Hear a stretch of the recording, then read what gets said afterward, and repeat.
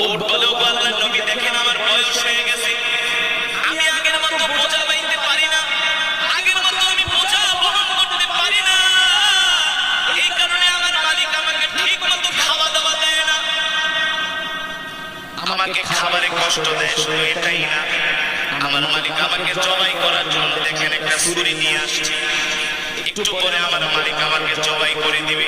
আল্লাহু আকবার, জোরে বলেন আল্লাহু আকবার।